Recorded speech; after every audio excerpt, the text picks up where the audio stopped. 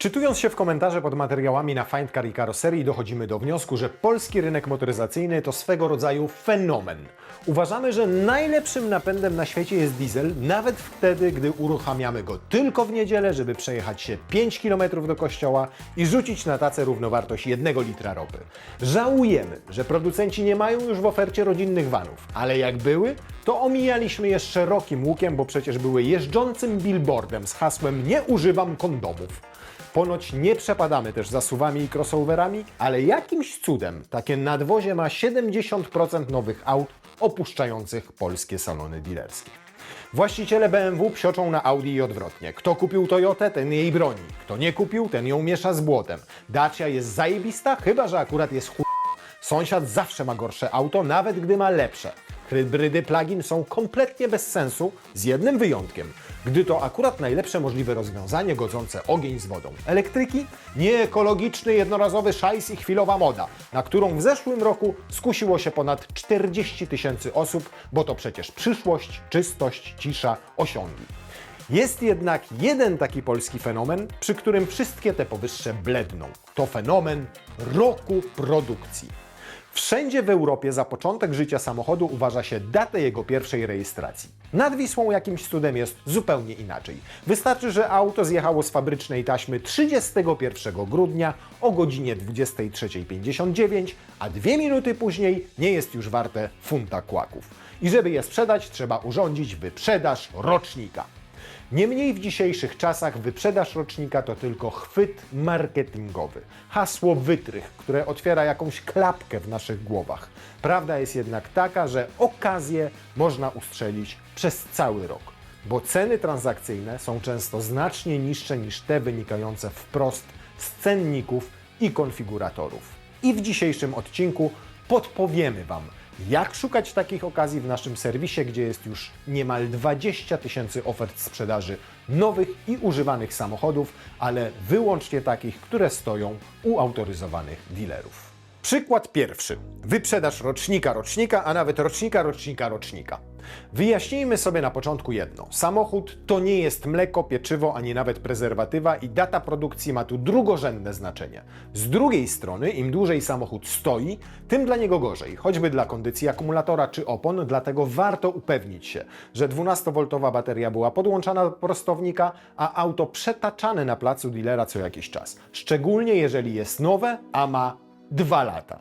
Tak, takie okazje naprawdę się zdarzają. W chwili nagrywania tego odcinka dealerzy wystawili na Find Car ponad 30 fabrycznie nowych samochodów z zerowym przebiegiem, ale wyprodukowanych w 2023 roku. Z kolei takich, które opuściły fabrykę w 2024 roku, było ponad 400 i część z nich to naprawdę ciekawe propozycje. Weźmy taką Kia Niro EV z 2023 roku w wersji wyposażenia L za, uwaga, 119 900 zł brutto. Jeszcze przed chwilą ten elektryczny crossover cennikowo kosztował 212 900 zł, co oznacza, że cena przedstawionego przez nas egzemplarza spadła niemal o połowę i jest naprawdę świetną ofertą, zważywszy na fakt, że auto ma przestronne wnętrze, spory bagażnik o pojemności 475 litrów, a jego 204-konny silnik potrzebuje niespełna 8 sekund, by rozpędzić się do 100 km na godzinę. Akumulator ma 65 kWh pojemności, co wystarczy na przejechanie po mieście 400-450 km, a w trasie 300-350.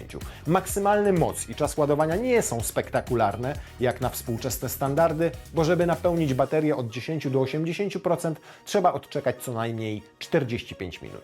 Z drugiej strony, jeżeli potrzebujemy kompaktowego, ale pakownego i praktycznego crossovera do kręcenia się wokół komina, to w tych pieniądzach trudno będzie nam znaleźć coś bardziej racjonalnego i przede wszystkim nowego. Szczególnie, że opisywana wersja L jest bardzo dobrze wyposażona. Ma cyfrowe zegary i duże dotykowe multimedia z nawigacją i usługami online, elektrycznie regulowany fotel kierowcy, podgrzewane fotele i kierownice, asystenta jazdy po autostradzie i komplet najważniejszych systemów wsparcia kierowcy. Do tego tapicerkę ze skóry ekologicznej, czujniki parkowania, kamery cofania i wiele innych dodatków. Równie ciekawym i jeszcze tańszym przykładem jest Fiat Tipo z 2023 roku z zerowym przebiegiem. Kosztuje 80 54 500 zł, podczas gdy jeszcze kilka miesięcy temu zapłacić za niego trzeba było 108 000 zł. Model ten nie jest już produkowany, a przynajmniej oficjalnie oferowany na polskim rynku. Mamy tu atrakcyjniejszą stylistycznie wersję Cross, której plastikowe nakładki mogą zachęcić niektórych do zjechania z asfaltu. Nie radziłbym jednak tego robić, bo możemy polec na pierwszym luźnym psim stolcu pozostawionym na trawniku. Auto ma napęd wyłącznie na przednią oś, do tego manualną skrzynię i silnik o pojemności kartonu mleka. Dosłownie, bo ma litr, 3 cylindry i całe 100 koni. Włoskich, więc do pracy trzeba je zmuszać siłą, szantażem i winem. Za to wyposażenie, jak za tę kwotę i na tę klasę auta, jest naprawdę przyzwoite. 7-calowe multimedia z Apple CarPlay i Android Auto, asystent utrzymania pasa ruchu, czujnik deszczu, podgrzewane fotele, 17-calowe aluminiowe felgi, a do tego lakier metalizowany Paprika, żeby sąsiada bardziej piekło, jak zaparkujecie ten szczyt włoskiej inżynierii pod swoją altaną na ogródkach działkowych. Teraz przechodzimy do samochodów, które można taniej kupić ze względu na to, że już za rogiem czekają ich następcy. A jak czekają, to trzeba im zrobić miejsce w katalogach, na placach i w salonach. Przypomina to trochę klasyczną wyprzedaż w sklepach z ciuchami. Wchodzi nowa kolekcja, więc na tę starą naklejamy metki z napisem Sale. I kto nie czuje potrzeby chodzenia zawsze w najmodniejszych krojach i kolorach, ten może na tym skorzystać finansowo. Przykład? Nowe Audi RS5 Performance z kompletnym wyposażeniem za 473 200 zł, czyli przecenione o niemal 250 000.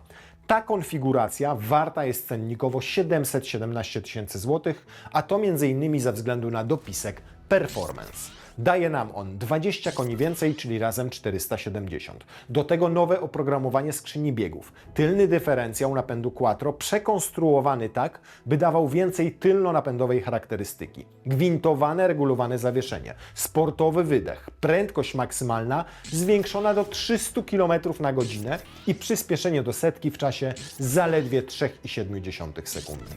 Brzmi to wszystko naprawdę szybko, groźnie i wyjątkowo.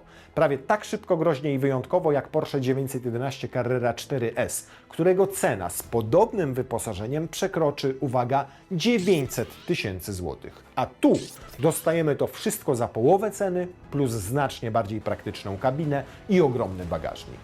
Dla purystów nie bez znaczenia będzie też fakt, że następna generacja RS5, która lada chwila wjedzie do salonów, ma już napęd hybrydowy plug-in. Więc nasz egzemplarz śmiało można uznać za przedstawiciela wymierającego gatunku. Dlatego nie jest też wykluczone, że przeznaczone na niego 473 000 zł będziecie mogli zakwalifikować w Excelu nie do wydatków, ale do inwestycji. Zupełnie inaczej jest z kolejnym samochodem, jaki chcemy Wam pokazać. Jego zakup to definitywnie wydatek i to nie mały, ale prawdopodobnie będzie to wydatek, którego nie będziecie żałowali nawet przez sekundę. Mercedes-Benz S450D Furmatic w longu za 644 519 zł, ale w konfiguracji wartej prawie 800 000. Na findcar.pl znajdziecie kilkanaście nowych esek, niektóre przecenione nawet o 250 000 zł względem cen cennikowych. Ale to topowe odmiany AMG S63 i Performance, które wyjściowo kosztowały ponad 1 200 000 zł, a teraz wyrwać można je za mniej niż bańkę. My jednak postanowiliśmy na coś bardziej przyziemnego. Eskę w longu i w gnoju, czyli o oznaczeniu 450D. 3-litrowy diesel o mocy 367 koni wydaje się idealny do auta, w którym chcesz po prostu zasnąć na tylnej kanapie i obudzić się po 8 godzinach niezmąconej niczym, nawet tankowaniem jazdy. Umówmy się, że tego, co pracuje tutaj pod maską, i tak nie słychać, a osiągi są więcej niż wystarczające. 20% rabaty na gotowe do odbioru egzemplarze flagowej limuzyny Mercedesa są dzisiaj powszechne, bo marka już zaprezentowała wersję poliftową. Zmian jest w niej tak dużo, że w zasadzie można mówić o nowym modelu. Nowym nie musi jednak wcale oznaczać, że lepszym. Auto już zebrało cięgi m.in. za to, że zbytnio upodobniło się z wyglądu do klasy E. Jeżeli więc nie chcecie, żeby sąsiad darł z Was łacha, że kupiliście taniego merca, to macie ostatnią szansę. Konfiguracja prezentowanego egzemplarza obejmuje m.in. pakiet AMG Premium Plus. Fura ma skrętną tylną oś, i to o 10 stopni, reflektory Digital Light, wyświetlacz head-up, elektrycznie sterowane, ogrzewane i klimatyzowane fotele tylne, podgrzewane podłokietniki i jaśki na zagłówkach, system nagłośnienia Burmester 3D, komfortowe domykanie drzwi, skórę nappa, a także fluorescencyjną kamizelkę dla kierowcy. Szczegółowe wyposażenie moglibyśmy wymieniać tak długo, że skończyłby się nam internet. Zamiast tego lepiej przejść do kolejnej kategorii nowych samochodów, które można kupić taniej. I są to popularne modele, które zawsze kupimy taniej. Wiele lat temu Citroën uprawiał marketing polegający na stosowaniu bardzo wysokich cen cennikowych, a następnie udzielaniu ogromnych rabatów. I to przez cały rok na okrągło. A jak się człowiek targował, to jeszcze w gratisie mógł liczyć na randkę z żoną szefa salonu. Obecnie tak agresywne kampanie się już nie zdarzają, ale w przypadku większości marek funkcjonuje coś takiego jak polityka rabatowa. Oczywiście cały czas się ona zmienia. Rabaty na jedne modele są większe, na inne mniejsze. Wszystko zależy od tego, jak duży w danym momencie jest popyt na konkretne auto w zderzeniu z jego podażą, czy kupujemy dany model za gotówkę, czy bierzemy w leasing albo na kredyt. Zdarza się, że dealerzy zamawiają na stok dużo egzemplarzy konkretnego modelu, spodziewając się, że klienci szybko je kupią, ale rzeczywistość okazuje się bardziej skomplikowana i potem trzeba stosować wysokie rabaty.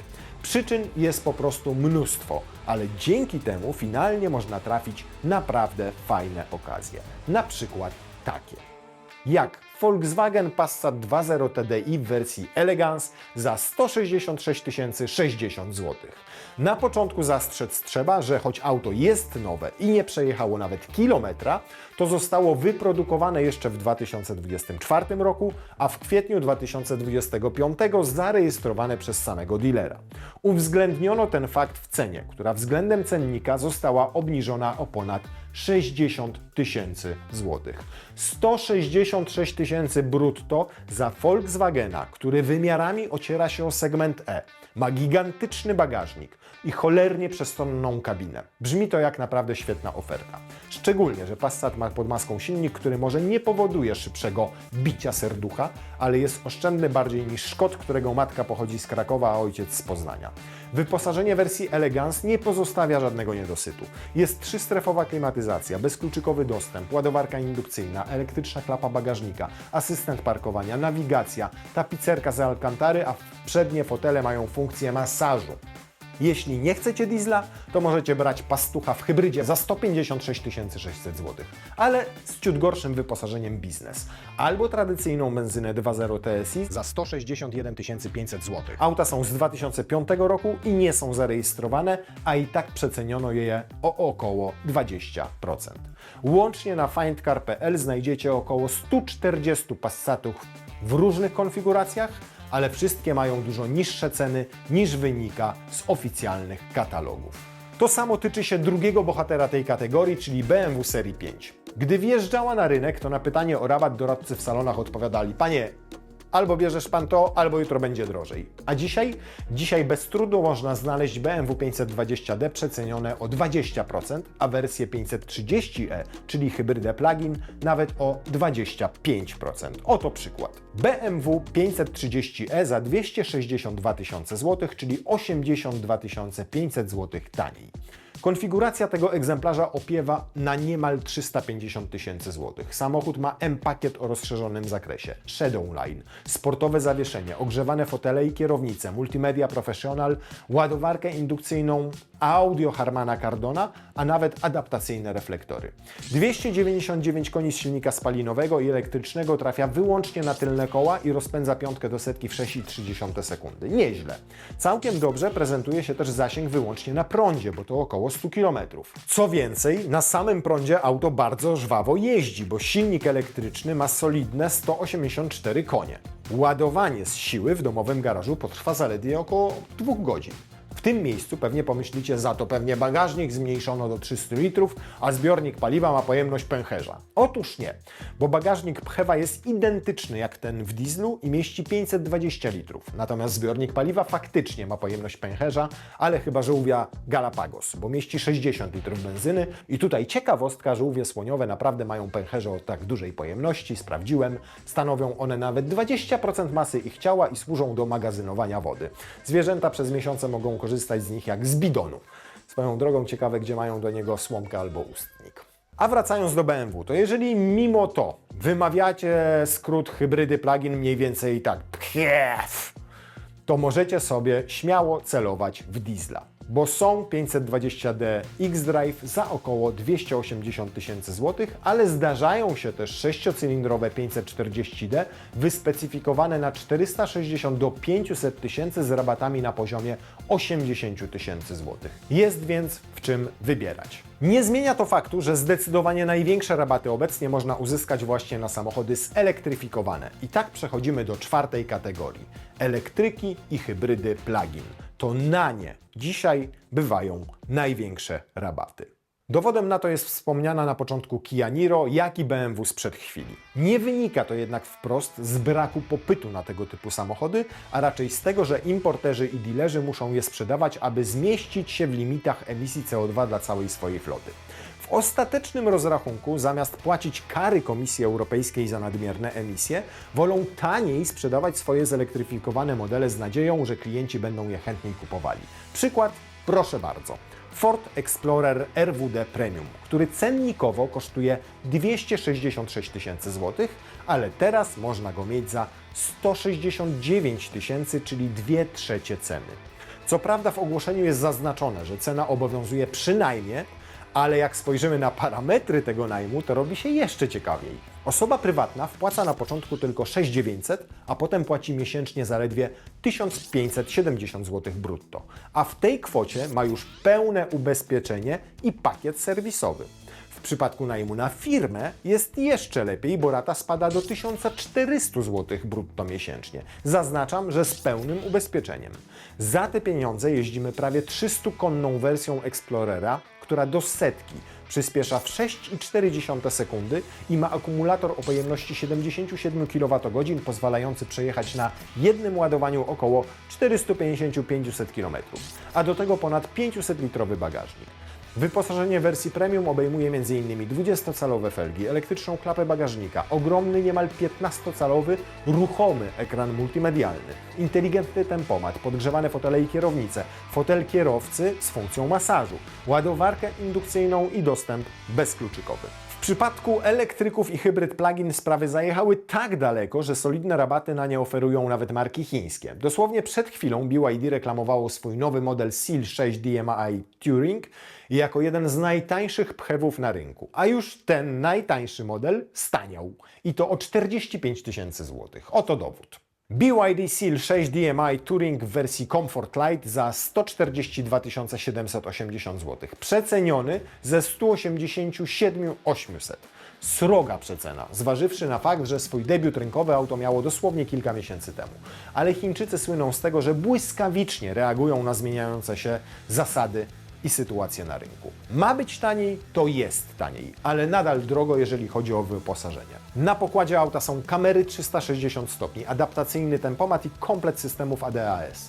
Elektrycznie regulowane fotele z podgrzewaniem, cyfrowe zegary i obrotowy ekran multimedialny o przekątnej niemal 13 cali. Do tego 18-calowe felgi aluminiowe, elektryczna klapa bagażnika, reflektory LED, tapicerka z ekoskóry, podgrzewana kierownica, oświetlenie ambientowe, a nawet otwierany szklany dach. Dołóżcie do tego długie, liczące 484 cm nadwozie typu kombi, 500-litrowy bagażnik, a BYD Seal 6 Touring zaczyna się jawić jako wyjątkowo ciekawa alternatywa dla tego, co od dawna już znamy choćby pod postacią Skody Octavii w kombi. A to nie koniec niespodzianek, bo chińskie auto może przejechać około 100 km wyłącznie na prądzie. Moc systemowa całego układu hybrydowego to 212 koni, co pozwala rozbujać się do setki w czasie 8,5 sekundy. Jest wolniejszy niż Ford Explorer, ale za to można go zatankować w 5 minut i jechać dalej.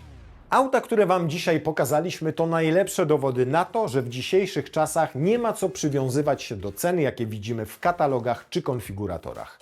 Warto sprawdzać, pytać, szperać na findcar.pl i szukać okazji. Możecie nawet ustawić sobie filtr tak, żeby sortował ogłoszenia dealerów według największych procentowych rabatów. Jedno jest pewne, dzisiaj na rynku motoryzacyjnym to klient jest tą silniejszą stroną. Więc bierzcie sprawy w swoje ręce i jeszcze negocjujcie.